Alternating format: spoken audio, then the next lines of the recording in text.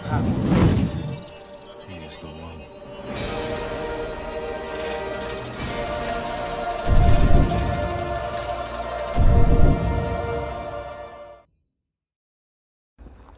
Good morning, good afternoon, good evening, wherever you are in the world. Welcome along to the wilds of Suffolk. I'm out here yet again doing what I do, walking along in beautiful locations such as this, and giving you my thoughts and opinions on things that are happening in the world and the public consciousness. If it's your first time here, welcome.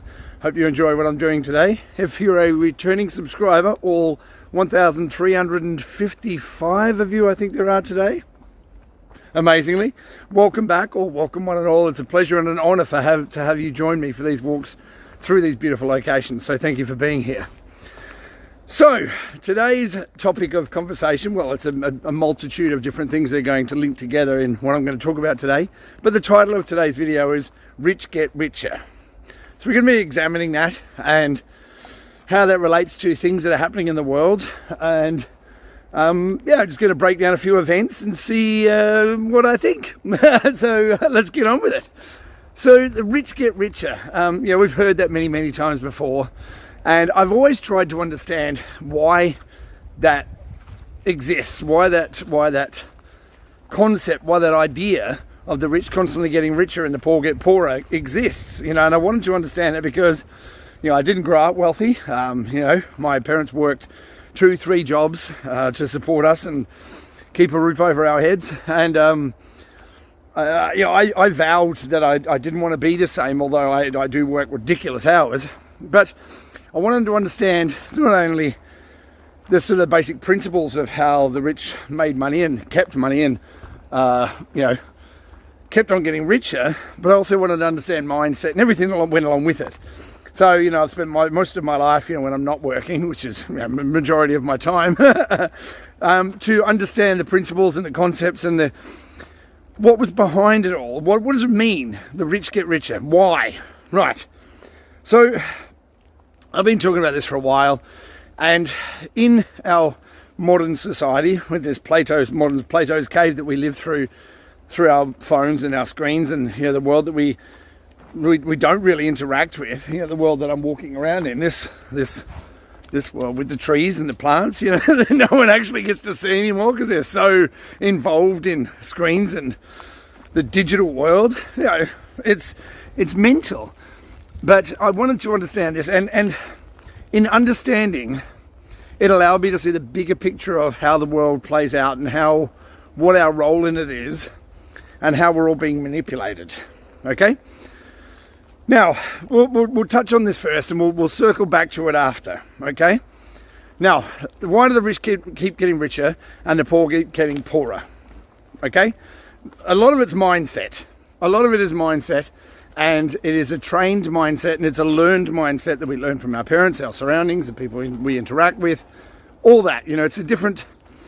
I've spoken about before that we have operational wavelengths that we operate at. This is why cymatics does what it does. If you haven't learned about cymatics, go and have a look at cymatics. Amazing. It's about frequency, energy, frequency, and vibration. And who was talking about that? Nikola Tesla, maybe? So we have this people who are very wealthy have a different mindset and a different frequency that they operate at that's different from the average person. I've got something stuck on me here. There we go. Different from the average person. Now, wealthy people understand the way the world works, and they're connected to each other. So, when things are happening, you have insider trading, insider knowledge, where you can ensure that you have your money parked in a place that's going to make you money. So money makes money, right? But in order to have your money make money, you have to have money first, right? Now, here's the issue. As an employee, I've been an employee all my whole life. I own my own business as well. But I've been an employee my whole life. 35 years I've been cooking for a job. I don't own my own restaurant, never will. I've got some other plans of things I want to do, but never will I own a restaurant. It's just a black hole for money. But anyway, beside the point. So, as an employee, you go to work, you work your time, so you are giving your time over, and the person who owns the business is leveraging your time to make them money. Now, you can point at the business owner and say he's a bad person because he's leveraging my time, but without that person, you wouldn't be making any money. So, it's nice. It's easy for the communists and Marxists and people who are crazy, clearly, to point and go, oh, those wealthy people are bad. Okay, those wealthy people are bad that are employing you. Okay, you're being manipulated, but yeah, you agree to the manipulation by going and taking the job and agreeing to the terms and conditions that are laid out in that job, right? Okay. Now the issue arises when people go to work and they get paid, and people nowadays, I'm not going to link this to everybody, but people nowadays don't want to do anything. They don't. People don't want to work, and I don't blame them. Because you work, you get paid, and your money goes nowhere, right? You can barely survive.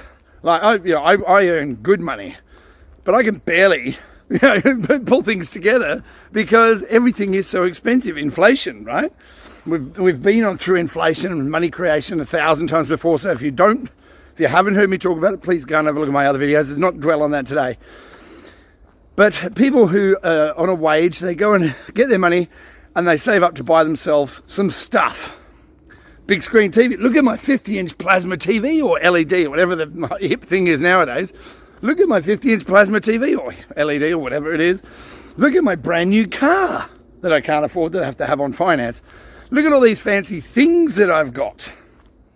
Okay? Because they buy into this notion that wealthy people have got all these fancy things because I saw it on Cribs, or I saw it on, the wealthy people have all these toys and I want to emulate them because I want to be them. So by buying the stuff that's actually depreciating in value all the time, you're not emulating anyone. All you're doing is you're falling into a trap of purchasing garbage that's going to lose you money rather than make you money. So, that said, how do you make money? Why do wealthy people always make money? How are they making money? Because their money works for them. Right, so if your money's not working for you, you're working for it. Okay? Now, you're an employee, but I've got no money, Chris. Okay. I've been an employee my whole life. From the moment the day after I turned 15. The day after I turned 15, I was in the workforce as a chef. And as an apprentice chef, I got next to nothing for working ridiculous hours. And I still bought my first house when I was 20. Okay? I don't own it. Don't get me wrong. I didn't own it when I was 20, but I got my first house when I was 20 years old. Okay? The year of my 21st birthday. I worked hard. I worked in the mines. I did everything the way that I was supposed to do it. Bought a nice car and a house and all those kind of things. Wonderful. Aren't I genius, right? Now, the issue stands in that what you need to understand is money makes money. So, I'm just trying to think how best to put this. Now, as an employee, if you're saving up for some stuff that you want to buy, that stuff is only going to depreciate in value. Wealthy people understand that by buying assets appreciate in value over time with inflation. Okay, so this all links back into the same whole inflation argument. Okay, so as if let's just say that we're going to work on the 2% money inflation every year. Okay, that there's 2% inflation. That's not. It's a lot more, but let's just say that there's 2% inflation. Okay, so if you buy an asset today that's worth $100, let's just say, whatever for whatever purposes, for the sake of this argument, we're going to say that asset is some silver coins. Okay, in this instance, and we're just going to use a theoretical model because everything's manipulated, but we'll get to that as well. Okay. Now, let's just say we bought some silver coins for $100, and over a 10-year time period, if the inflation is going up by 2%, that means your asset should inflate by 20% over that time. Okay? You with me? Like property and other hard assets. Okay? Now, what you have to take into consideration is, what is the asset worth? You know, we've been through this as well many times. Yeah, what does it do? What problem does it solve? You know, what use does it have? That's what it's worth, okay? Now, some things are going to be worth more than others because they actually solve a real world problem rather than just being something that is, okay? People buy into notions of things that have value because they've been told that they have value, okay? Now, as an employee, if you're just buying stuff for the sake of buying stuff, you know, oh, I want a big screen TV, or I want a brand new car, or whatever it is that you think that you want, that money that you're putting into it is gone. It's gone forever. Whereas if you buy an asset that the asset appreciates over time, you still hold the asset, but it's worth a lot more. You can sell some of that asset to buy you some stuff. Or if you have an asset that produces income, like a rental property or something like that, that produces income for you, then you can buy the stuff that you want with the income that you didn't have to work for. You with me? So income producing assets like dividends and things like that. So if you buy stocks and bonds or whatever it is, and you have an income from that asset, then that's an income producing asset. So you can have multiple income producing assets without you doing anything. You don't even have to get out of bed in the morning. But that's a big allocation of your money. So how are you going to live if you're on an income, on a wage that's fixed, or maybe an hourly rate or whatever it is, but so you don't have extra money? So you have to make a way to have money to invest, right? So we spoke about this in my last video, I think it was, where I spoke about, you know, reducing your monthly outgoings so you could have some money to invest. Now, everyone wants to be wealthy. I mean, you know, because money makes your life easier. It doesn't. Money doesn't buy you happiness, but it just gives you the ability to make different choices, right? But most people will never make the hard choices because, oh, I want an easy life. I don't want to have to work 100 hours. I don't want to have to do all the things that you do because I can't be bothered, because why would I put myself through that? But I'll win the lottery. You know what I mean? This is how the world is. Like, yeah, I'm going to win the lottery. I'm like, all right, have you bought a ticket? No. So how are you going to win the lottery? Okay. So all the information I put out here is all about giving you the opportunity to buy yourself a ticket. You know, don't, like, that said, I don't expect you to believe a word of what I say. Like I just said not long ago, I finished school when I was 15. I'm not educated. That, you know, school is the only place you can get educated, obviously. But I'm putting this information out there for people to do with what they will. Now, we'll just put a pin in that. We'll come back to it in a few minutes. Okay. So the wealthy people make money because their money is working for them rather than them having to work for it. Leveraging other people's time or income producing assets. We got that? Cool. Let's move on. Now, in the world that we currently inhabit, bug on the screen. In the world that we currently inhabit, this reality, if that's what we're calling it, our perception of this reality is shaped by the information that comes to us. And that comes to us through many forms, with the videos we watch, like this, or the mainstream media, or political propaganda, or you know, whatever it might be, medical manipulation through fake pandemics, that kind of stuff. Okay, we are being led to believe things that are not true, that they are completely falsehood, and complete falsehoods rather, and they're there designed to manipulate us to move in a certain direction that isn't for our benefit. It's for the benefit of people manipulating the game for their benefit. Okay? Now, it's going to be controversial, but I'm going to start off with one thing, which I've talked about many times. I'm going to start off with this thing, and I'm going to branch out into a bunch of other things, okay? Bitcoin, okay? Now, I've been involved in cryptos for 6 years, 7 years, something like that. And I originally, when I first got into it, read the white paper of Bitcoin. It was like, you know, people power down with the banks, blah, blah, blah, blah, blah, blah, blah, blah, blah, all this nonsense, okay? It was just after the financial crisis. We've got to take financial sovereignty back from the banks, down with the banks, blah, blah, blah, blah, blah, blah, bullshit, right? I read it all and I believed it. I owned Bitcoin. I owned 5 whole Bitcoin, believe it or not. A bunch of Ethereum and I own a bunch of stuff, different digital assets, right? Over time, I've watched the narrative change and adapt to something completely different. Okay? Now, do you believe the media? That's the first question I have to ask. Do you believe the media? Do you believe they tell the truth? What about politicians? Do you believe that politicians tell you the truth? Do you think that they wake up in the morning and go, I wonder how much truth I can get out today? They don't. They don't. Politicians don't make decisions. They're controlled little puppets who are controlled by the corporate interests that influence them through the campaign contributions for them to get elected. Okay, so politicians just are a mouthpiece for whoever's funding them, or whoever's putting pressure on them, or whoever's threatening them, whatever it takes. Whatever it takes to get the job done. The new world order of the way that we want the world.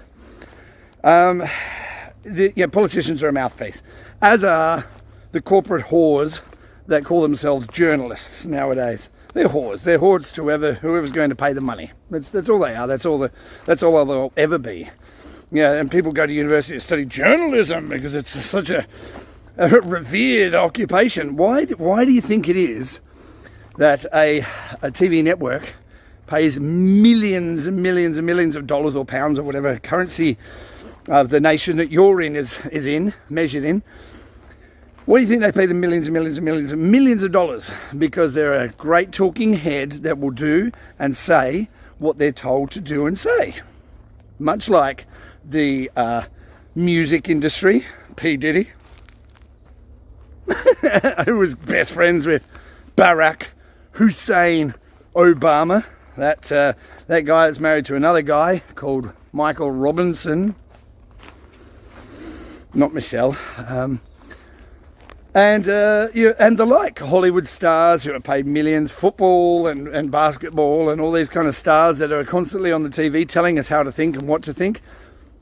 Yeah, paid millions, or they're threatened.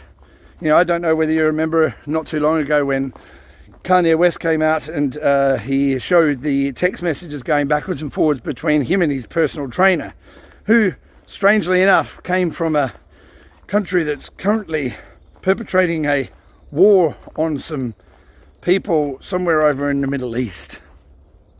Okay, I'm not going to expand any further on that because I know who controls this platform. So Kanye West came out and showed some text messages between him and his personal trainer. I mean, I don't know what to say about this. Where the text messages said, you've got to change the way that you're thinking and that you're talking, because if you don't, I'll have you medicated and thrown in a mental asylum. Does that sound like control to you? Controlling the message through threatening violence or threatening lockup or threatening, like to take your life away medically through, being drugged to the point where you can't communicate? Does that sound like threats to you? It sounds like threats to me. So if you can't control somebody through money, there's always another way to control them. Look at Jeffrey Epstein. Who was connected to some of the wealthiest and biggest players in the world. The head of Barclays Bank here in the UK had to step down from his position because of his links to Jeffrey Epstein. Okay. Now, I know I've spoken about this before, but I'm going to touch on it because it's important. Jeffrey Epstein, Mossad. Okay, his girlfriend, handler, whatever they're calling her, Ghislaine Maxwell's jizz everywhere here. Ghislaine Maxwell, her father was Robert Maxwell, MI5 or MI6, MI5 I think, something like that, and Mossad. Double agent. Secret agent, man. So his daughter is the same. Oh, and by the way, he drowned, Robert Maxwell that is, drowned swimming off his boat called the Lady Maxwell. No, Lady Ghislaine. Sorry, Lady Ghislaine. What am I saying? Yeah, nothing to see here. Okay. So Epstein was intelligent agent who was tasked with honeypotting wealthy individuals and high-ranking politicians and individuals, honeypotting them into situations where they would, if they can't be bought with money, they've got their little perversion. Maybe it's little boys or maybe it's little girls or whatever it is. Someone like Jeffrey can facilitate that. And it's okay. Just like Jimmy Savile to the Royals, who are, not paedophiles, obviously, because Jimmy Savile was best friends with our king, and Jeffrey Epstein was best friends with his brother, Prince Andrew. Okay? So you honeypot these people to control them. Okay? So, who was the other guy? Who owned the Playboy Mansion? Hugh Hefner. Exactly the same, CIA. Okay? So, we're talking about an international honeypot control mechanism over wealthy, influential people who are either bought and paid for with money, or they are compromised through their perversion. Maybe it's sex, maybe it's drugs, whatever it is. They're compromised through that, or they threaten them or their family. So there's a control mechanism that happens throughout the world to control a narrative that we're watching on a daily basis. To have you living in fear that produces you to create stress hormones in your body that helps you to make shitty choices, to believe their bullshit. Put you in fear state, and then you're like, oh, I don't know what to do. Freeze like a deer in the headlights. What do I do? And then they go, don't worry. We've got a solution. It's okay. We've got the solution for you. Now, what we're seeing currentally is in all these narratives that are being spun up and launched into our psyche through lots of different mediums, through sports ball players, or through politicians, or through the media, or wherever it's coming from, truther channels.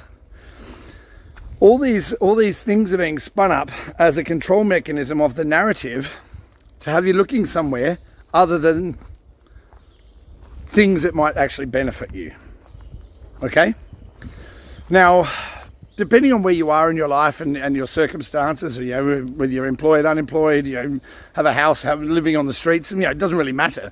Wherever you are in this whole grand game of whatever this is, whatever we're calling this reality, wherever you are, you're being controlled and manipulated every moment of every hour of every day through a different mechanism. Maybe you don't even own a mobile telephone.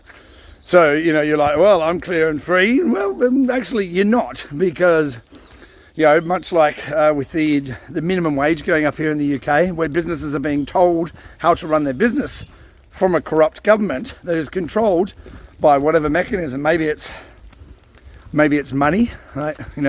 Our Prime Minister never got a vote here we never had a vote in this country with our current Prime Minister, who then went out and said, the elections in Russia are not legitimate.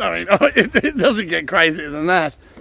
But we're being controlled through everything. The food that's available on our shelves. I used to do a lot of shopping with a big supermarket brand over here called Tesco. And because I only buy organic meats, Tesco stopped selling them completely. Don't sell any organic meats. I was asking why. Oh, well, they're too expensive. It's amazing that things that require less things to be sprayed on them are more expensive. Don't you think that's odd? Don't you think it's really odd? I do. So we've touched on how the rich keep on getting richer. We've touched on the control mechanism of how control comes about through these different avenues of, corporate sponsorship or political intervention, backed by their corporate sponsorship, or manipulation through threats or honeypotting. Okay, so we've got to a point now where the average person, you and me, who just want to get on with our lives and not have to put up with all the bullshit. We just want to get on with our lives, raise our families, travel a little bit, see the world, do the things that we want to do. But we're being manipulated for what? In the whole grand scheme of things, what are we being manipulated for? Now, this is where it goes off in a bit of lots of different tangents, okay? Now, the people who are running this game, they're not interested in money. They're like, money's irrelevant. Money's bullshit. It's all made up anyway, okay? They're interested in control. Control of the way that this reality is being shaped, and how we all are going to live our lives to benefit them. Okay? Now, that's being shown in every aspect of our culture. Okay? Now it is, let's go back to 9/11. Okay? 9/11, which was a complete, how best can I put this? Fabrication, maybe the best word. The planes hitting buildings in some of the most secure airspace in the world, on a day that they're running a training exercise. A lot of it's just, but what was the end result of that? Okay, so we had an event, people reacted, and then it was, in America, it was the Patriot Act, where the government could come into your home for no reason. We suspect you of being a terrorist, or whatever, links to terrorism or whatever it is. They can come into your home and just take you for no reason. Shut down your bank account. Oh, you're supporting the wrong people. The truckers convoy in Canada. If you donated money to them, they closed your bank account. They took away these people's trucks for having a protest.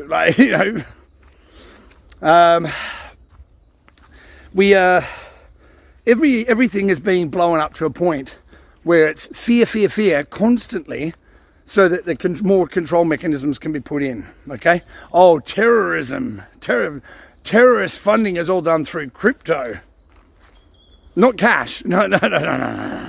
It's never been cash. It's never been cash. People don't do nefarious things with cash. No one buys drugs with cash. Come on. Let's be realistic here. So all the fear mechanisms that are being drummed into us through all these platforms, social media, politicians, sports ball players, actors, Now, look at one of the latest ones that we're talking about is this, what is it called? The solar eclipse, right? That's happening over America. It's weird as shit. It is so weird. This whole build-up to a solar eclipse. I've never, ever in my life, and I've been around for coming up to 52 years soon. I've been around for 52 years. I've experienced some solar eclipses. I've been there, watched them, had the little piece of cardboard with a pinprick hole, poked through so you could see it, yeah. Saw them when I was a kid. I thought it was pretty cool, Sun goes out for a few minutes. Cool. Never really thought too much about it. Now, wow. NASA's going to shoot some rockets into space, into the ionosphere. I don't know what the hell they're doing there, but they're going to do it. Apparently, some reports are saying that the internet's going to go out for 3 weeks because of an eclipse. Okay, sure. Let's believe that. Other people are saying that this is the aliens. The aliens are coming. Whatever narrative is being sown into our consciousness, into the public consciousness. And I'm wondering why. There's all this fear, worry, doubt, panic. Because how does it benefit anybody to have everybody scared? Clearly, I'm not scared. I couldn't give a rat's ass. I don't care the messages that they're trying to push on me. Oh, COVID. everyone's going to die. Remember that? You remember that? You know, to stand in the face of that and all the pressure that was put on people like who were standing up and saying, no, no, no. Sidetrack for a second because this is one of the funniest things I've ever seen. Have you seen the video of the little girl with the goat? If you haven't, I'll post it in my Telegram page. It's genius. It's one of the funniest things I've ever seen in my life. Genius. A little girl who sees a goat outside a house. Brilliant. No. So, you know, if you could stand in the face of all that coming at you in 2020 with this whole man-made virus that came from a bat and a pangolin, everything else just looks stupid. You know, this whole idea of this solar eclipse is going to end the world it's just so preposterous. You know, like in America, there's like they're shutting down schools. The military is out. You know, I'm like, what the hell? What the hell is going on? You know, the narrative is determining the direction of travel for the whole world. Okay? Now, it's not just in Western culture, it's in all cultures, because you have a lot of cultures across the world that are pushing back on the Western hegemony of their financial markets. Okay? Now, the financial markets are controlled, how best can I put this, by the bond markets, which is the interest rates are controlled by the bond markets. Okay? Now, the briefest explanation of bonds and how it works is I'll try for you.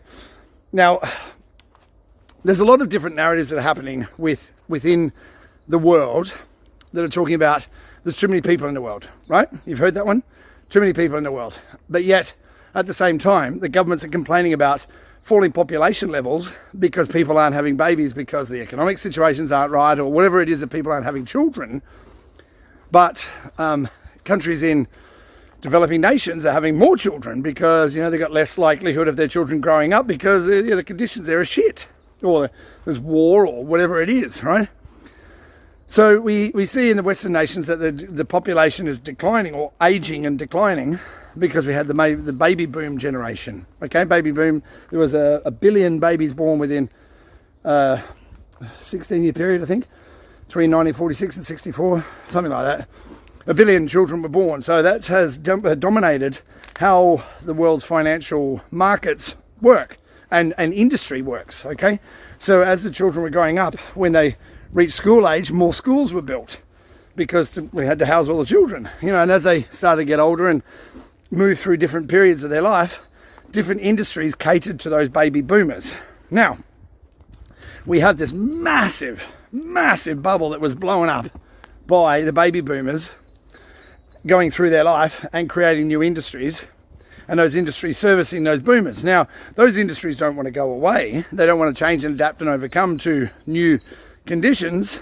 You know, they want to keep their bottom line. They want to keep everything moving forward, but they require people to work for them. Now, if you have a population of people that don't want to work for peanuts, you know, because they've got a standard of quality of life that they want to live with, the 50-inch plasma TVs, remember, and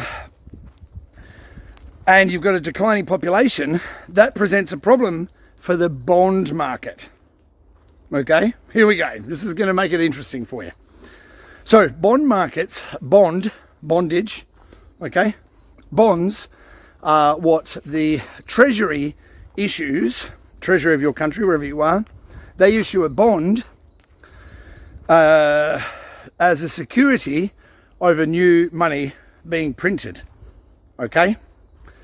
So what backs the bond? What's backing the treasury and allows them to create bonds? Okay, that bond is issued as a bondage against the future tax income of the chattel, you and me. So they're basically bringing the future projected income of our tax paying into the tax department as the bond as the bondage, as the collateral for them issuing these bonds. Now, if you have, countries would generally buy each other's bonds because it's a security of, knowing that you're going to get a percentage rate back from investing in that bond. Like, the US bonds, some of them are secure in the world because it's a world reserve currency, right? So if you have a declining population, how are you going to issue bonds against future income when there's going to be less income? Or if you get into a position where America is now, where the rest of the world doesn't trust them because, or you don't do what we tell you to, we'll just cut you off from the financial system. You're not going to be able to trade internationally or do anything unless we tell you can. So people are not trusting them, so they're dumping the US bonds. Who's buying them? Oh, the US Central Bank, the Federal Reserve, privately owned central bank. So the bond market sets the interest rate. I know everyone likes to pretend that the Fed and the central bank sets the interest rate, but they don't. It's the bond market that sets the interest rate. Now, the bond market, if no one wants the bonds, they have to put up the interest rate of the bonds to entice people to buy them. Okay? You with me? Now, if no one wants them, the interest rate has to go up higher. Now, how is that reflected in the rest of the market? Well, the Fed has to use the bond percentage as a base level for what we're going to charge interest on loans and outstanding money that you owe to the bank or to the financial institutions that are fucking around with your money, right? Now, what the financial institutions have been incentivized and been told to do, banks and financial institutions, they take customer funds, your and mine, money in their financial institutions, so it's theirs. They take that money and they buy bonds with it because, well, they're getting a yield on it, right? Are you getting a yield on your bank account for depositing your money with your bank? Probably not, right? If it is, it's 0.0001%, which means nothing, and they're getting 5% on the bonds, okay? Or they're loaning the money out, but they're not loaning money out to the average pleb because, well, no one's got any money to pay it back, or everyone's losing jobs because they're manipulating the markets, right? Or they're telling corporations or companies that you have to pay higher minimum wage to people with zero skills. Okay? Now, the bond market is, the US bond market is in dire straits because they have to keep on putting up their interest rates that they're willing to pay for people to hold these things, especially, if people would generally, before, financial institutions would buy a 30-year bond, at 2% or whatever it is. Now, during the COVID years, and before that really, after 2008, when they dropped the interest rates to zero for a long period, so it was free money for everyone, including the banks and financial institutions, they would buy up all these bonds at maybe 1% or 0.5%, okay? 0.5% yield on that bond, okay? That they bought with your money, all right? Now, the issue is that the banks and financial institutions are holding these 30-year bonds at a 0.5% yield, but now you have people are like looking at the financial markets and looking at the economy in general. When we're talking about the velocity of money makes the economy work, we'll come back to that in a second. We're looking at the people are looking at the economy and going, well, I don't really trust it, I'm going to pull the money out of the bank. Now, the bank doesn't have the money because it's all invested in these bonds. Now, if enough people go and take all their money out, the bank has to then sell some assets to be able to pay the cash to you that they don't have. But then, because the interest rates now are 5%, or 8%, 9% that I'm paying on my mortgage, then they have to sell those bonds. They're going to lose money on them because they're going to lose that half a percent yield when they're half a percent yield, when everything else is. So the yields on that are less than what's currently happening in the market. So people are, rather than going for 30-year bonds, they're going for 6 months bonds or 1 month bonds where they're paying 5% because they need to have that money moving. Okay, so the velocity of money means the money is moving from place to place in the economy. So I get paid, I go and spend it at the hairdresser, obviously not, but go and spend it somewhere, then they go and spend it somewhere, and they go and spend it somewhere. So the velocity of money is always moving.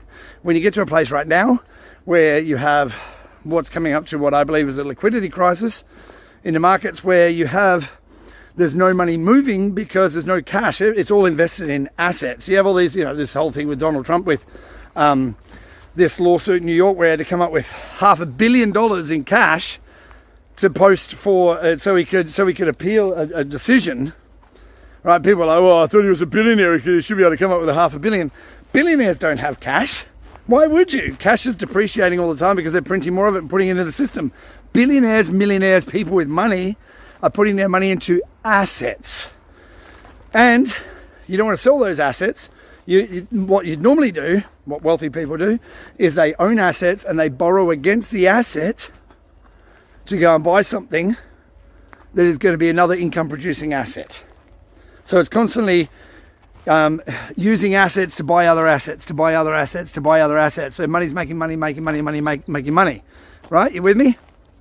So we're getting to a point now where we're going to have what they call a liquidity crisis, where there's no liquidity. Jim Ricketts talked about this, ICE 9 he called it, where you have no liquidity because no one has any cash. It's all in assets. And then everything stops because, well, what do you do? Now, to wrap up today, I know this is broad and it's kind of hard to sort of piece together all the things I'm trying to say. I hope it's making sense. But we are, because of the manipulation of the narrative, and it's look over here, look over there, look up at the solar eclipse.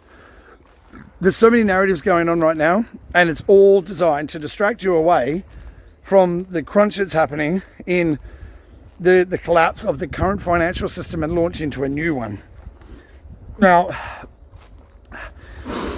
the only way that we can get out of what's going on now is two things, right? They're going to raise the interest rates up to like 20 or 30%, right, to kill the inflation, which they won't do, because if they do that, that's the end of it all, because the government can't service its debt, no one can service the debt, and it all goes pear-shaped.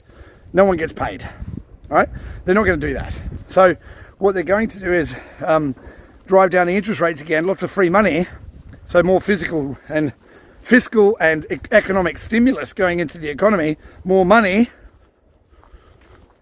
going in, which means higher inflation, which means asset prices are going to rise.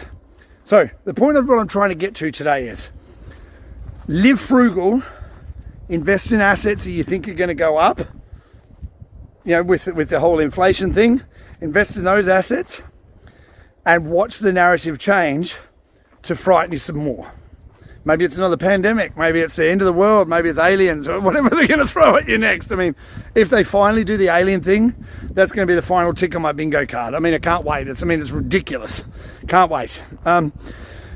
Now, to wrap this up, to tie it in a nice little neat little bow, okay? You can think that I'm crazy. I really don't mind. I don't mind what people think of me. I'm not after anything. I'm not selling anything. I'm just out here sharing my opinion in hopes that maybe it will show you a different way of looking at things, or maybe spark you to go and look at information for yourself and learn about things that I'm inceptioning you to do. You just plant the seed. That's all I'm doing, is just planting a seed for you to go, I think he's full of shit. I'm going to go and prove it by going and doing some research. Do that, because that's what this is all about. It's about me sharing my thoughts and opinions, you deciding what you're going to do with it. Now, in a couple of weeks, on the 14th of this month, if we make it through April the 8th, that is, maybe we're all going to die from the solar eclipse, but just say we don't. On the April the 14th, I'm interviewing a young man called Thomas. I'm not going to give you any more details at this stage. He is he's a good friend of mine. I've known him for 20-something years. I don't want to tell you anything. Honestly, I don't want to tell you anything, because it's so exciting what this guy does and what he says and how he is, and his whole way that he is and the way he explains things. Genius. And I love the way he thinks, and he's going to bring you some information that I think will benefit you all. He's an amazing guy, amazing. And I'm so pleased that he's decided to come on and have a talk to me, unlike the farmer who got a bit scared about talking badly about the the government didn't want to do it. I understand. But the farmers' protests are still ongoing. So there might be an opportunity to speak to someone in the future. We'll see. It's unfortunate I couldn't get him on, but people are wary nowadays because they don't want to lose what they have. I don't care. Come for me. The government knows where I live. They know who I am. They know what I do. They know everything about me. They know everything about you. They know everything about all of us. So don't kid yourself and think, oh yeah, I've got one over on them. You haven't. They know you. And they know exactly who I am and what I'm about as well. So I don't pose any threat. What threat do I pose? I'm the crazy guy who walks along talking to himself in the forest. I mean, honestly. So Thomas is going to be on the 14th. It's on a Sunday, Sunday the 14th. It will be 10 o'clock my time, so wherever that is your time. I'm here in the UK, GMT, Greenwich Mean Time. Tune in. And if you can't tune in for the live, we're going to do a live stream. If you can't tune in for the live, it'll be on YouTube anyway, so you can see it. But honestly, this guy is great. I can't wait to talk to him, and I hope you tune in for that. Now, all that said, watch the narrative, see what's going on, make decisions that benefit you, and then let's see where we come out the other side, because this is going to be really interesting. It's a really interesting time that we're going through, and arming yourself with information can never hurt you. So, go out into the world, do good, and be good. You can change the world with the way that you think, the way that you talk, the way that what you're sharing, the information you're sharing, the information that you're taking in, and the things that are influencing you. So do that. You can make the world a better place. But most important of all, look after yourself and look after each other. And I look forward to seeing you real soon. Take care. Ciao for now.